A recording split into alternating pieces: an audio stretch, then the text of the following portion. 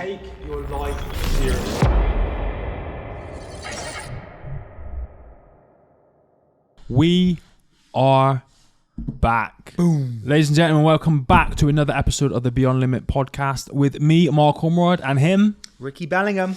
Now, this episode is going to be a bit of a catch-up, as in catching up with what myself and with what Ricky have been doing behind the scenes when the podcast hasn't been recorded and we haven't been working hard to create social media content. Now, we're doing this because as much as we love pushing out useful content about things like mindset, goal setting, fitness, and all those other things that we love to talk about, we also want you to get to know us as people and as human beings, to know our personalities, our characteristics, and our, dare I say it, some of our flaws, some of the things that we get wrong.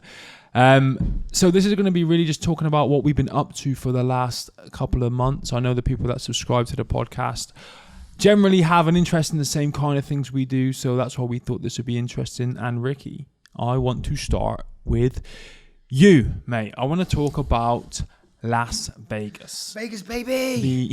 Vegas, baby! The World Brazilian Jiu-Jitsu Championships that you recently flew out to take part in Vegas. Talk us through it. What were the highs? What were the lows? What was good? What was bad? What lessons did you take away? Okay, so get some look at what I've done before. I got really a deja vu from this one because this time was a lot like the last time I went, if not a little bit worse, if I'm honest.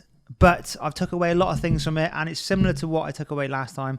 So let's break it down. We took a team of 12 of us over to Vegas, Army team. Those you don't know, I'm on a sports scholarship. Really lucky and blessed, where the Army sort of sponsor me, take me over there. Sometimes they'll fund the trip as well. Not always the case, but sometimes they'll fund it. So we went over there as a team.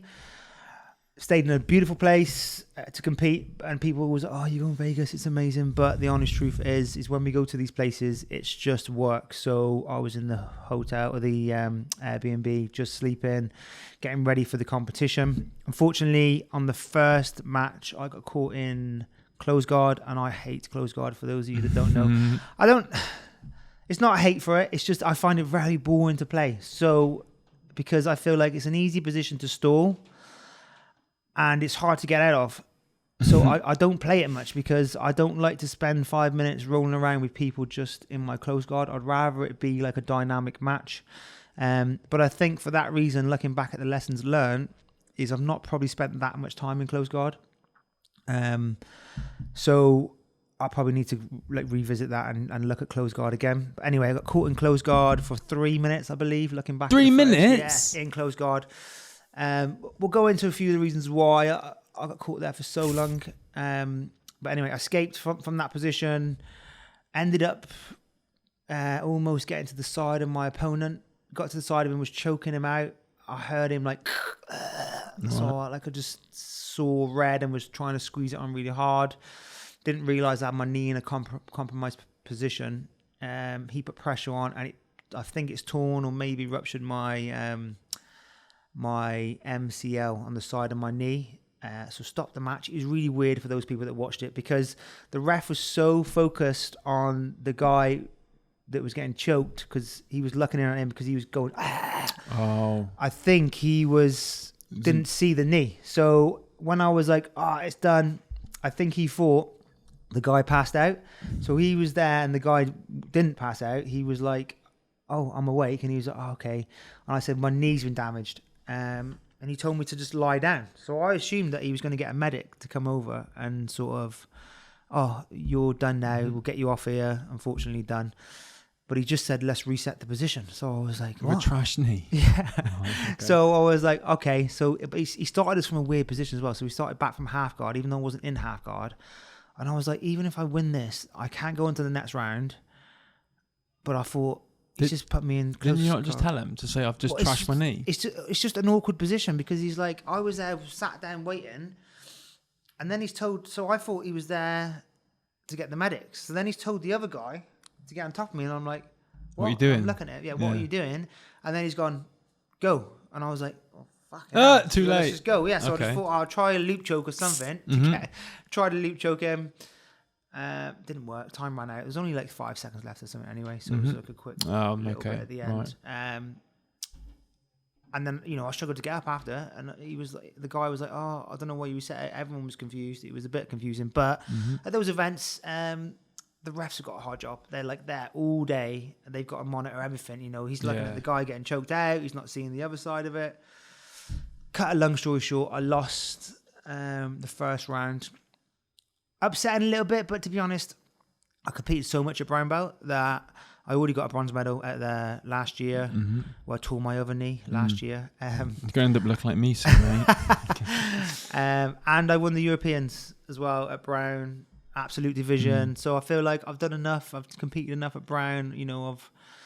And then got back and got my black belt. I know. I was supposed to be there, mate, but Yeah, I got distracted with work and stuff. But so what? I mean, I know that can't be easy, especially the way that it went down. Especially like you just said, it was almost a deja vu and a repeat of what happened the first time round.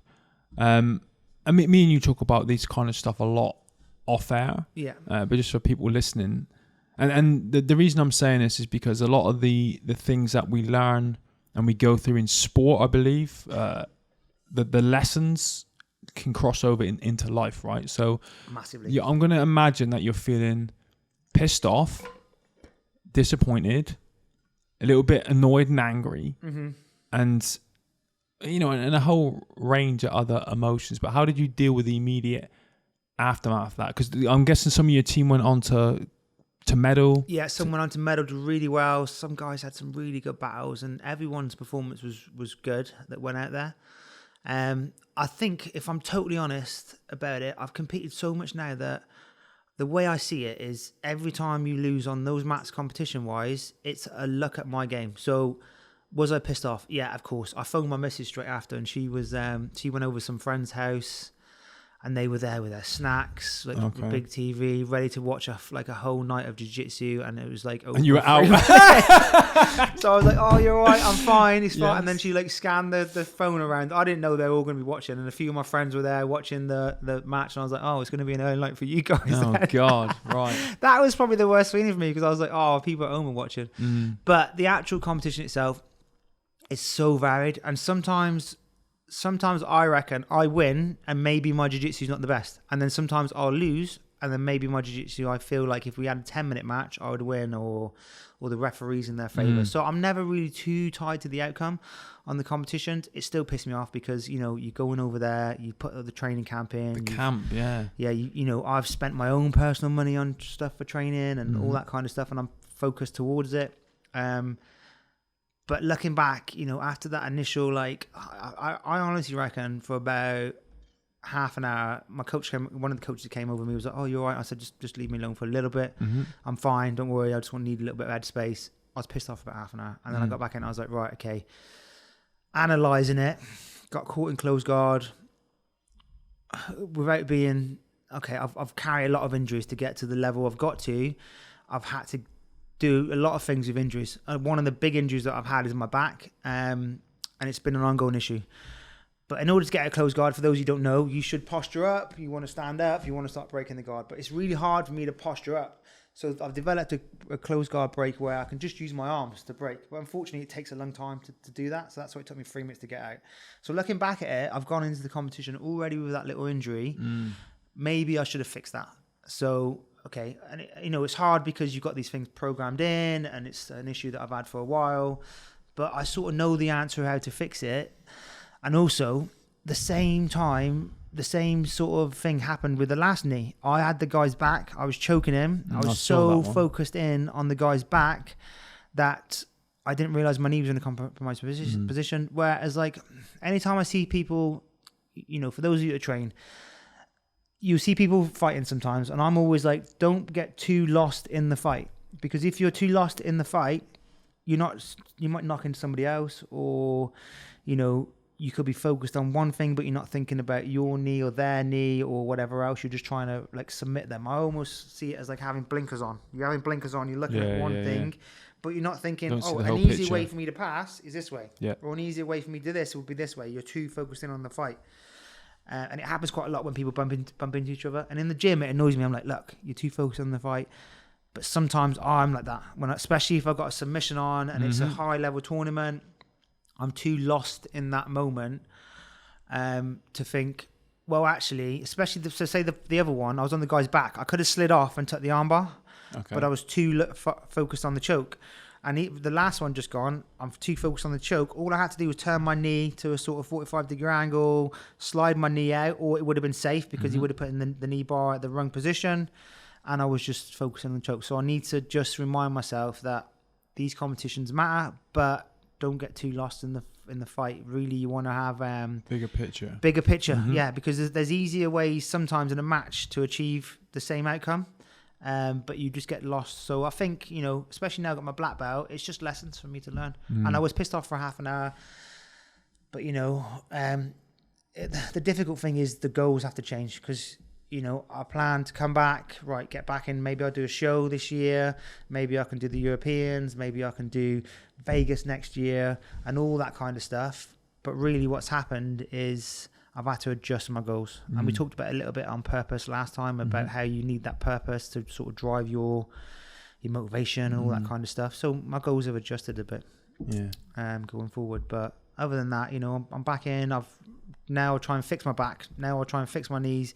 And then look at competing when everything's fixed. So, bigger picture, it's lessons learned and moving on. So I think that's the thing about this sport, I think, isn't it?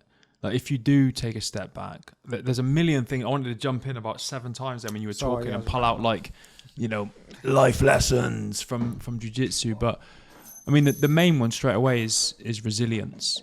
That ability to face those disappointing times, readjust your goals that you talk about, and then come up with a new plan, but just keep on going, because the end goal is the same. You're just flexible and adjustable in the approach to it, and just in that moment as well. And you're talking about. So I imagine when you were you're talking about this choke, right, and you're focused on it, it's like a shark smelling blood in the water, right? That's all that you can focus on. They get the blinkers on, but you've neglected then the bigger picture of, I forgot where my legs are. And again, when you pull out one of your life lessons, you can get like that in life sometimes, right? You get so focused on one thing, and generally, I think with people, I don't know what the reason is, but it'll be a negative thing. Yeah, and then this is, I think, where. They talk a lot about gratitude, right? So if something bad happens in someone's life, it's almost like you focus on that submission. They'll focus on that. They'll neglect to look at the whole picture, the bigger picture, and then forget about all the great things in their life at the same time. Yeah, that's true. That's really true. So, I'm just trying to think about a good example of this now, but that might be it. So you've lost a tournament, you've lost a competition, you were able to shake that off quickly. Some people can't shake it off that quickly, and they'll go into a deep hole, and it could take days, weeks, or months for them to be like, shit, I lost, I'm pissed off. Then when you take a step back, you're like, well, got a lovely family, good job, great friends.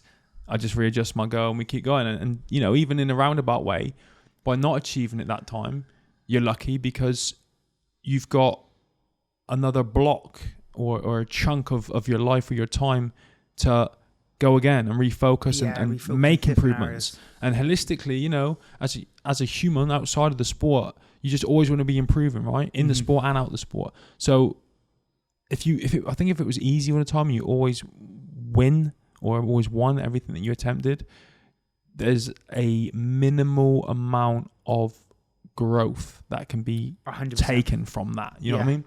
100%. And even the guys, so say Gordon Rye, for an example, he's winning all the time. But for him to get there, nobody remembers him at blue belt when he was competing every weekend. And, he wasn't winning all the time. He wasn't, he was without a doubt a ninja. But it takes those losses to readjust your goals and figure out, okay, I'd lost. Why did I lose?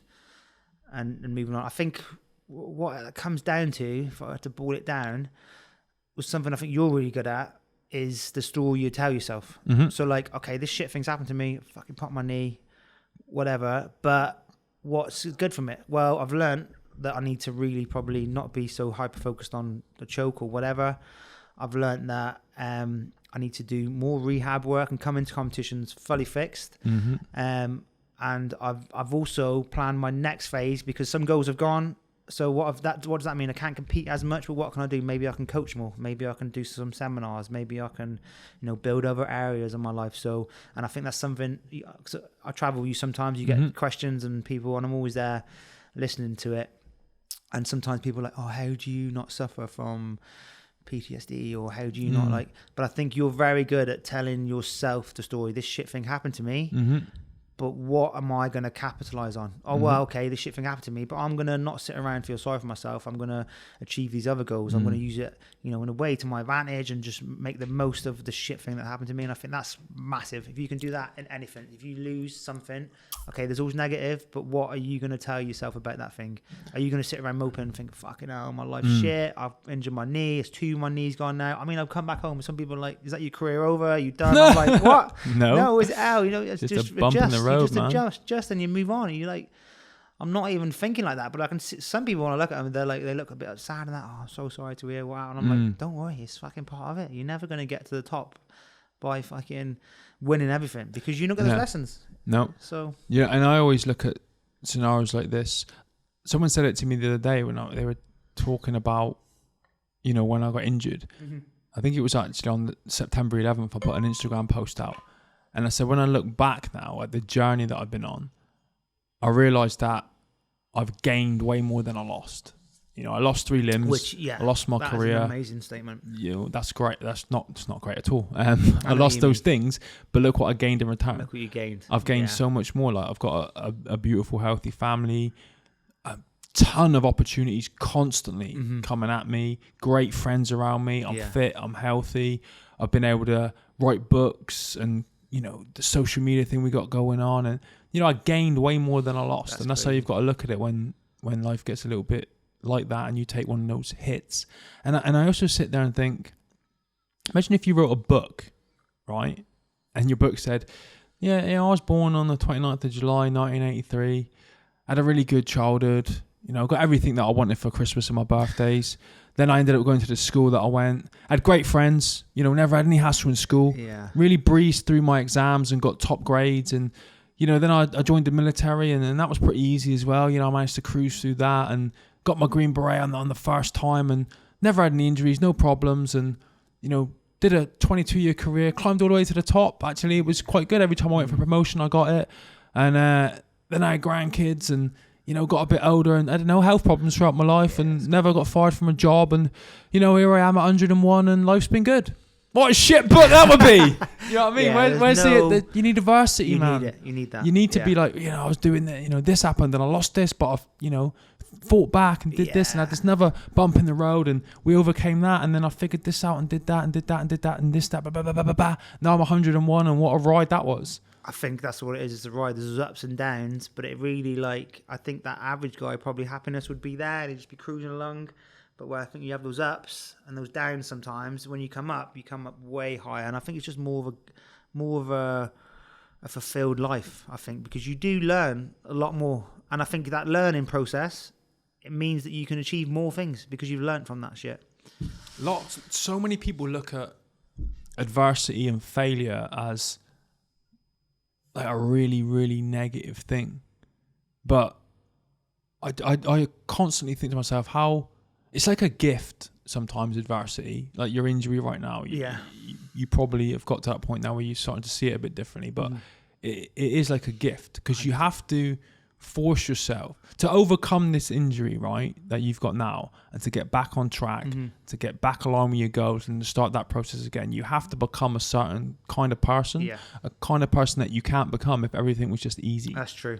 And you want to go a step further. We pass these lessons on to our kids, right? Yeah, that's true. They look at a lot of stuff. Like I look at mine now. So my eldest daughter, Kezia, she now comes here to Ben's gym to train. I haven't ever pushed that on her. When we tried it when she was a bit younger and she wasn't into it and that was fine, I left her.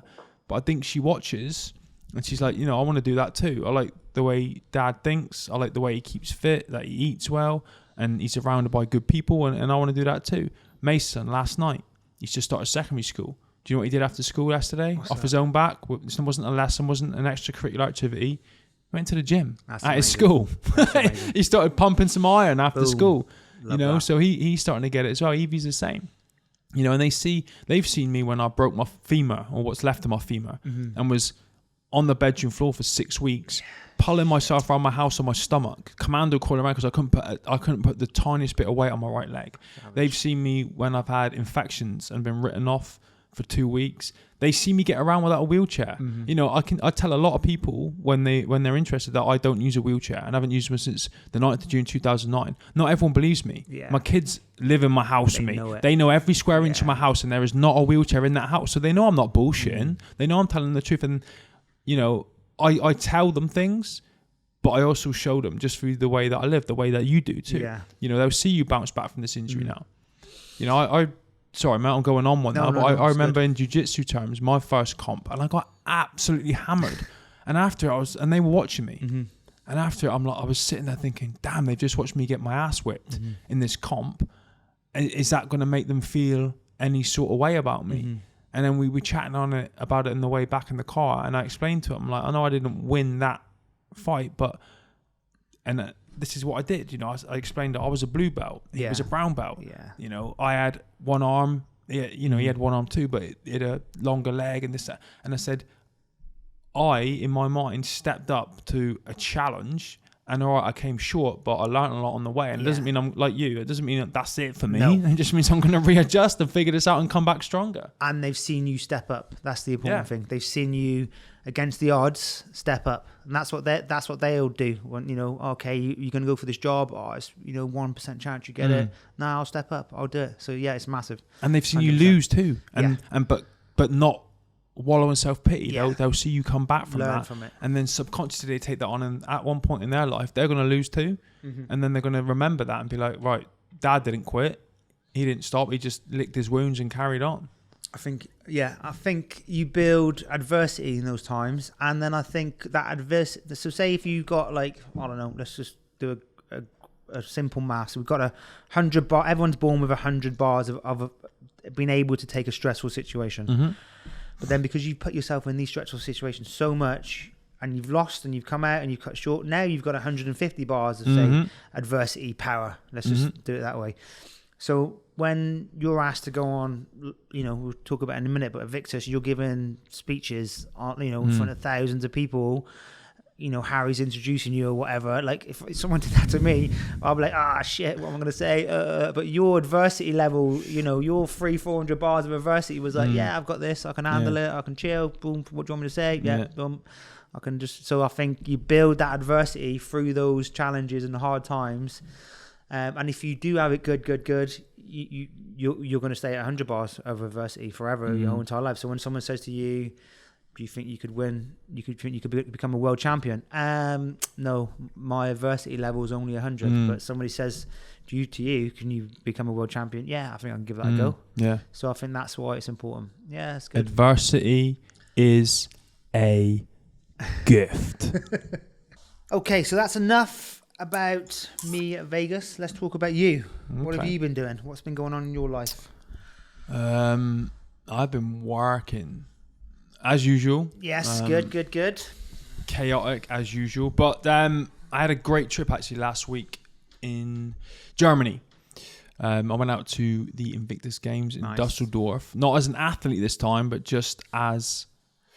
Well, I don't know what I went out as, if I'm honest. Just a supporter. Nice. It was a bizarre...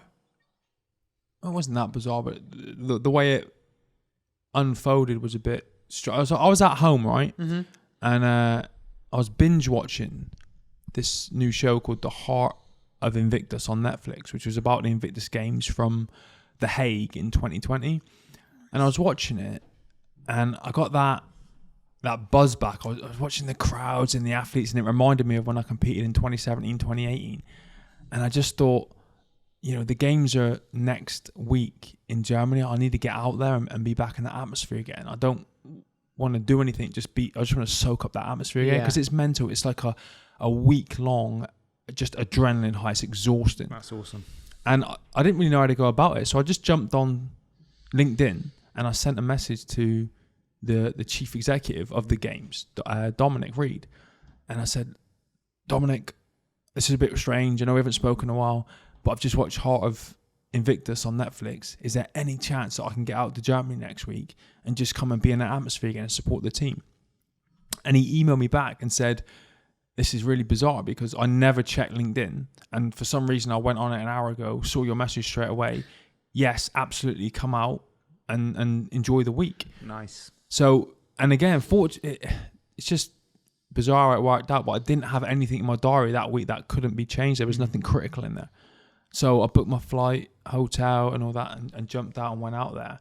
And it was crazy, mate. I was very lucky in that the Invictus Games Foundation invited me as a guest. So nice. I got to go into do a bit of behind the scenes stuff and to mix with all the staff and everything from the foundation.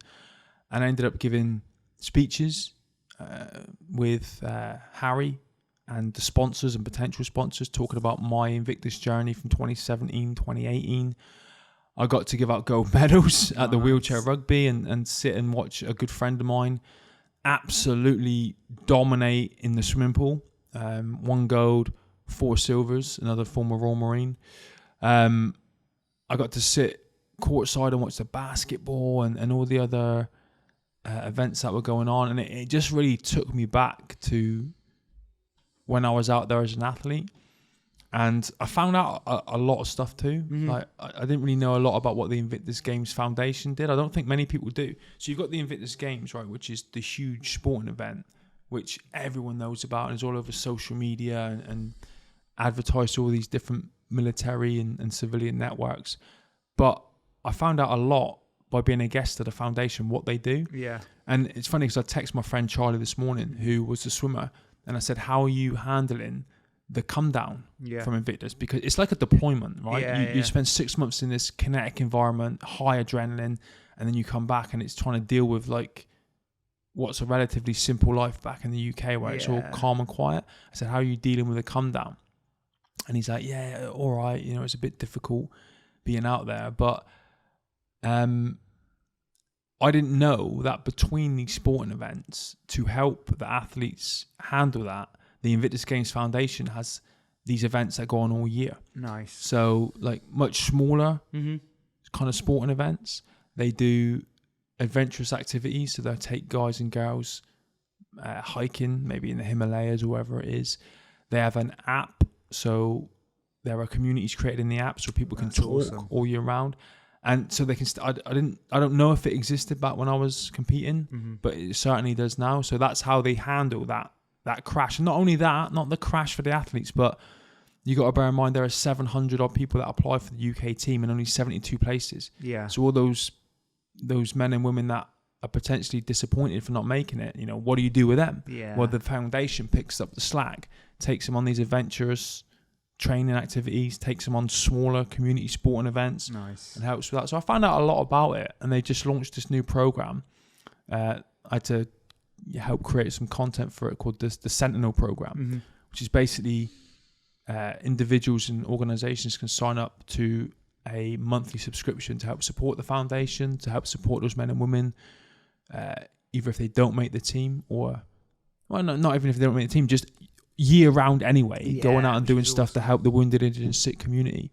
So I found out a lot, and there's a lot of good work that goes behind the scenes. There's a lot of people that graft, and I've been in and around the charity world since 2010, and it's the same across the board in all these charities. There are people that graft all year round. You don't see hardly any of it. You see the big fancy events, you know what I mean, like the Poppy Appeal, the launch, and you know, all these big fancy things that are televised, but you don't see all the hard graft and the people, the unsung heroes behind the scenes that are constantly plugging away to get funding and to make these things happen, to help these men and women to continue with their rehab. So, you know, it was a mega interesting week. It was awesome to be back out in the environment. It was great to learn more about, again, going back to what we were talking about earlier, the bigger picture of what the foundation want to achieve and what they do to help.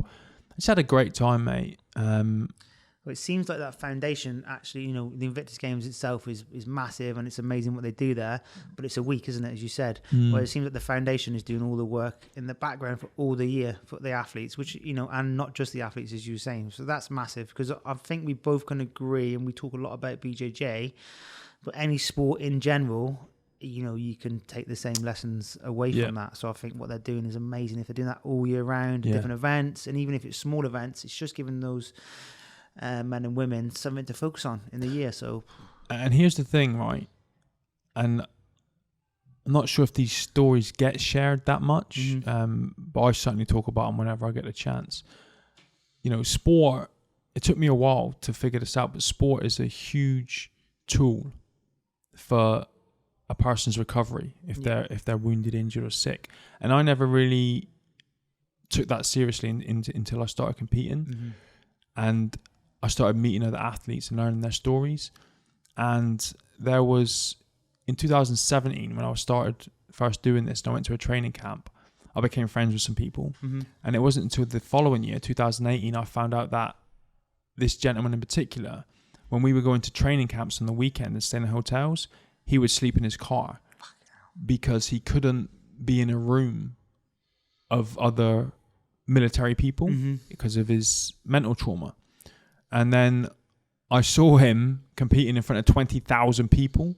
And I'm like, that's where the power is for me, right? I was all obsessed with medals and this quite, driven and around ego, I think, really, when I was doing it. But I didn't realize all these other stories that were wrapped up around it. And then there was a woman who, she felt that because of her situation and her trauma, that she wasn't being the mum that she could be.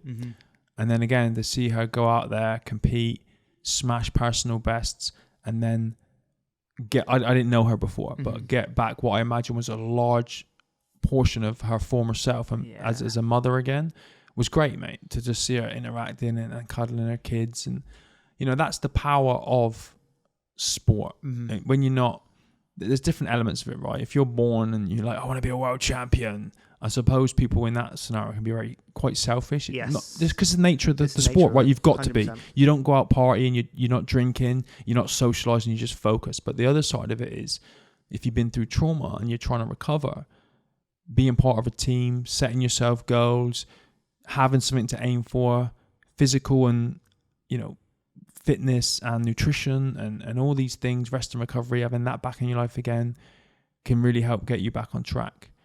And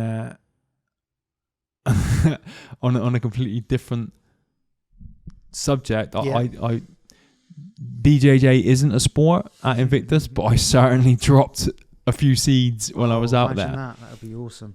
I'm trying to, and you'll get this, I'm trying to let people know that it's not just two blokes kicking the shit out of each other. It's way, way, way more than that. And we've talked about this on podcasts before, and anyone who trains will get the bigger lessons that BJJ gives the gifts.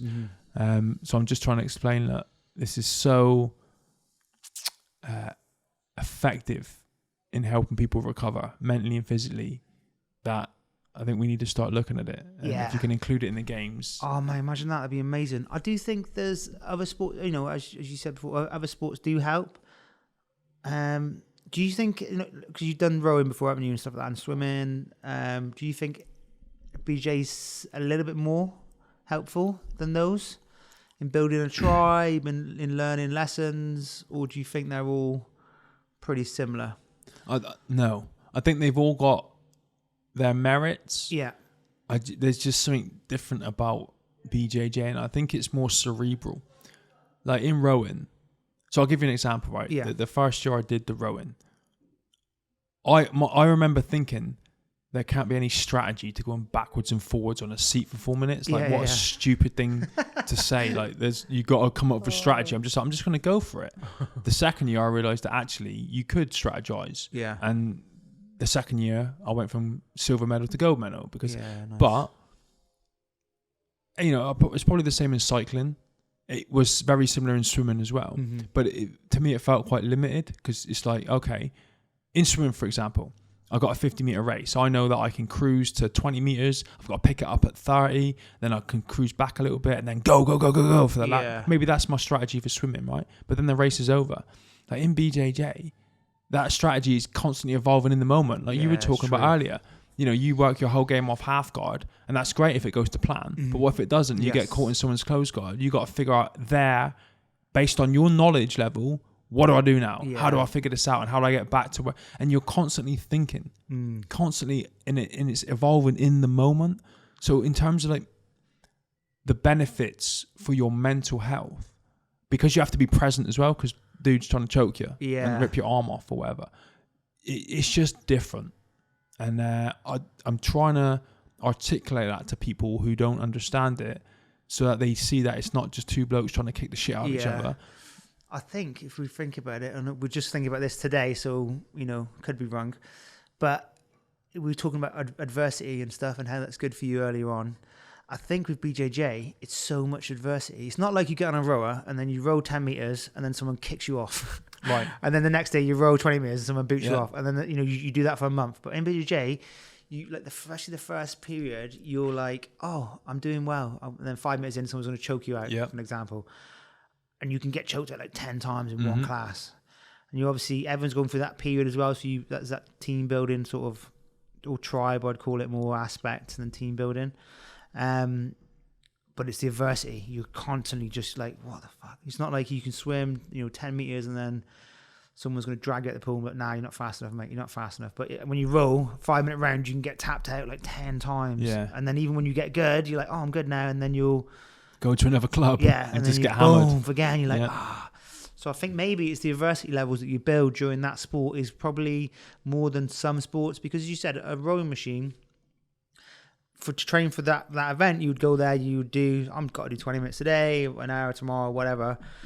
You're not getting booted off that rower whereas I suppose when you do BJJ, especially someone like you, the amount of adversity you've got to face when you step on the mats, you've got one limb compared to my 4, you're just getting smashed constantly. Yeah. Which is the case. That's all I train for, like literally just to have more adversity in my life, because it's not hard enough as it is, so why not just get There'll beaten become a up? stage, though. I'll keep telling you this. There's going to become a stage. It could be next year or it could be in 10 years where you're going to get on the mat and you're just going to smash the majority of people on the mat because your mat time is stacked up so much. They're going to be like, fucking hell, what the fuck is this? Yeah, but I understand that because of the things that have gone on in my life to lead me to this point. Yeah. This is the important message that I want other people to understand, is that it's the same for all of us. You just keep putting the reps in, keep being resilient, keep going forward, keep bouncing back from the failures. And then eventually, like you said, it'll all just click into place. It's just that so many people aren't willing to just keep going. Yeah. Because they just want the quick fix, the easy. They want to turn up and run through the system and be a black belt in 4 years. Yeah, and some people do that, right? True. But, let's talk about the bigger picture again. What parts of their life are they neglecting to do that? Yeah. Do you know what I mean? That adversity level is not getting built. You're not, we said before, 100 points of adversity. You got to black belt in 4 years. It's going to be tough. Without a doubt, you're going to build it a little bit. But let's say it's took you 20 years and you've got 3 limbs missing or 2 knackered knees or a family and other businesses to build. Your adversity is just like going to be 200-300, say, by the end of that. Without taking too much of a spin off, let's go back to the Invictus Games. So going there as a sort of helping out the games run and all that kind of stuff that you was doing compared to a competitor. What was that like? Did you get a little like, oh, I could be out there again? And are we going to see you out there again? Is you going to dust off your the rowing machine? Or are you happy sort of? Okay, right. I'll try and answer all of those. The first one is, and people asked me that when I was there, they're like, is it really different being a spectator? You want to compete? There was a part of me that went out there ready to compete. I remember sitting there on like the first or second day having lunch, and everyone was like eating ice cream and they're passing it around. I'm like, no, I'm good. Because I'm like, if they say to me, do you want to jump? Because of the classification I'm in, there are so few athletes in my classification. Yeah. This is what happened the other year when they didn't have enough for the swimming event and I jumped in and did the swimming. Nice. So I was sat there thinking, well, maybe there might not be enough athletes for the rowing or the swimming. So if they go, Mark, we're short an athlete, can you jump in? I wanted to be able to jump in. Yeah. Now, nice.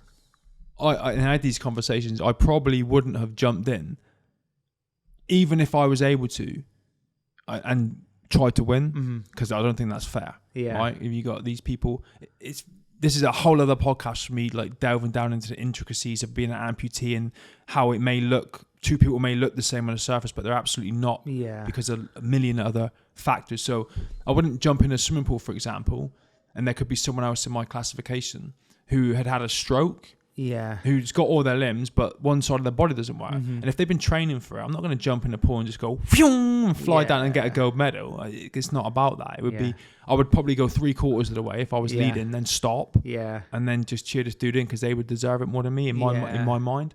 But there was a part of me that's like, I need to be ready. If they call me, I'm going to get in that pool. And I said to him, when I row, I need a special fixed seat and an arm. I didn't have any of that. I was like, just masking tape my hand to the rowing machine, the handle, and I'll just rip it backwards and forwards for 4 minutes. But the nice thing was, there was no pressure. Like the 2 times I did compete, I competed every day. For 6 days. Gosh. So I would finish one event, go back to my hotel room, mentally check that off my list, and then instantly start focusing on the next race, visualizing the race, visualizing the win, the point where I'm going to pick it up, the point where I need to slow down, visualizing getting a go. I went through this whole process, mate, like I'm sure you do with BJJ. And I had to, those previous years, boot my family out and tell them to go sightseeing, because I'm like, you can't just sit here watching me every day, because we're in Canada one year, Australia the next, you need to go see some stuff. And but I had to focus on what I was doing, so it was nice not to have that pressure. Nice. In terms of will I ever come back, the reason I did 2 games and stopped, and that goes back to what I said earlier. 700 odd people apply, and there's limited spaces. My personal opinion is that it's quite selfish to try and take another spot when there's someone else that might need it more. But when I was there, I looked, and I've just turned 40 this year, so I don't really want to be smashing myself too much physically anymore.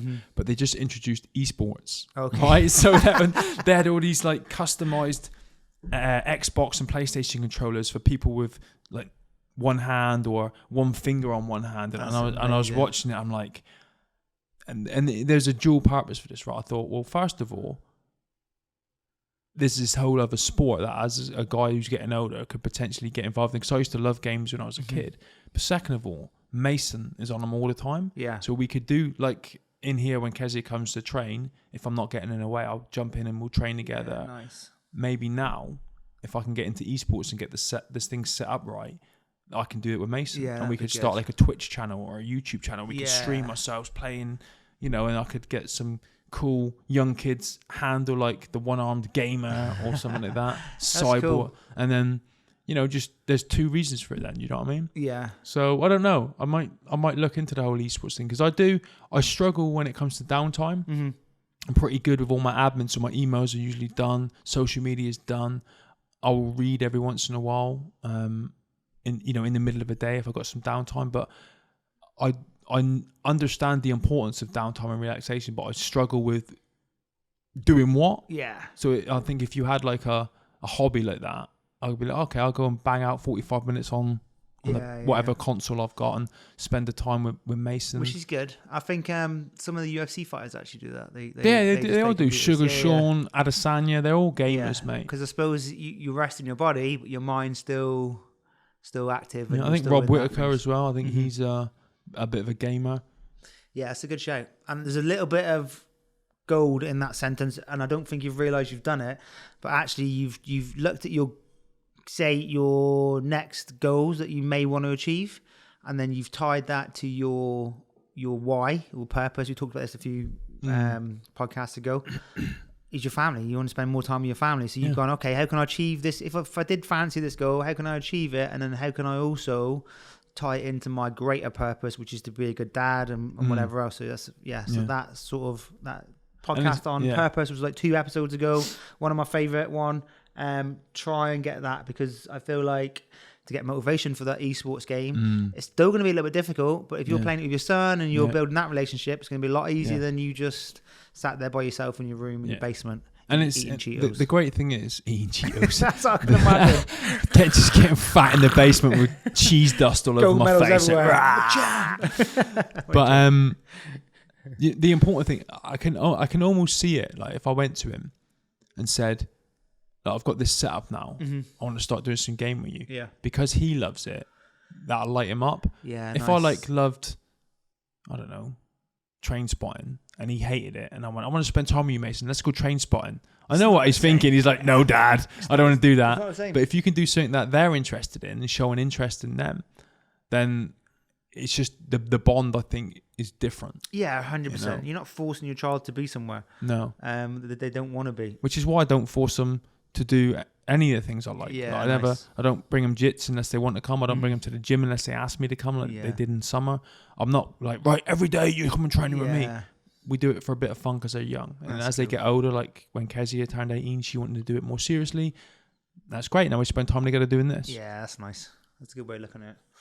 So the Invictus Games we're on. So we talked about you might come back, esports. Potentially.